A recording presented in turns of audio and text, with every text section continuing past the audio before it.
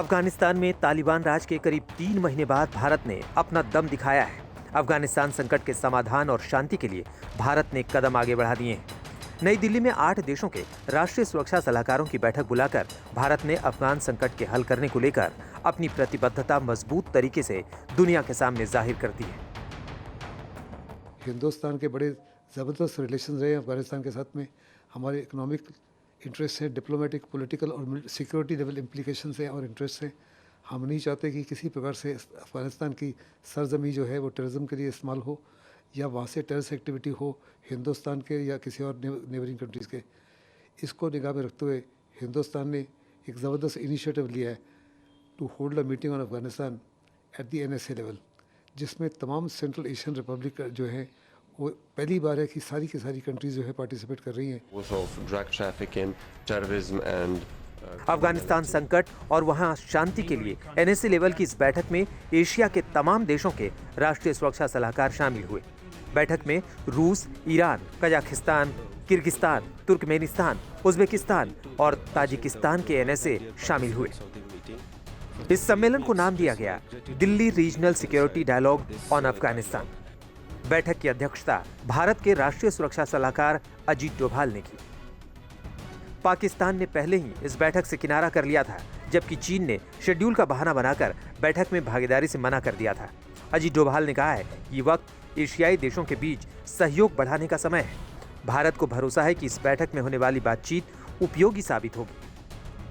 This is the time for close consultations amongst us, greater cooperation and interaction and coordination among the regional countries. I am confident that our deliberations will be productive, useful, and will contribute to help the people of Afghanistan and enhance our collective security. Bharat और अफगानिस्तान के रिश्ते हमेशा से अच्छे रहे।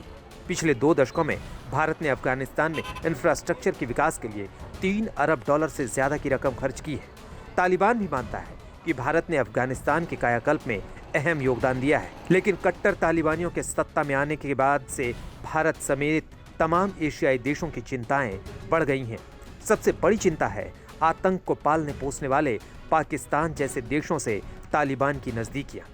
Delhi dialogue के जरिए इन्हीं चिंताओं पर चर्चा की गई। इस बैठक में चिंता की जिन 5 बड़ी वजहों पर चर्चा हुई है वो हैं सीमा पार से आने वाला आतंकवाद, ड्रग्स की तस्करी, शरणार्थियों की समस्या, अफगानिस्तान के खस्ता आर्थिक हालात, अफगानिस्तान के लोगों को मानवीय मदद।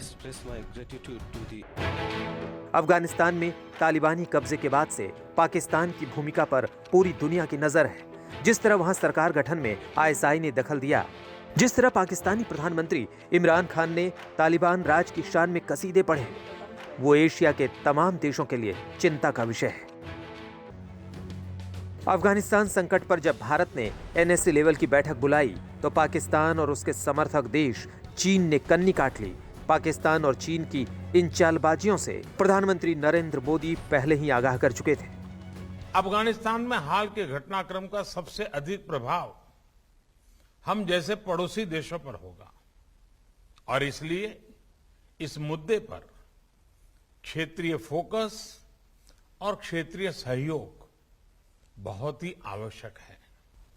अफगान समाज के सभी वर्गों का प्रतिनिधित्व भी महत्वपूर्ण है और इसलिए यह आवश्यक है कि नई व्यवस्था की मान्यता पर फैसला ग्लोबल कम्युनिटी सोच समझकर और सामूहिक तरह से ले।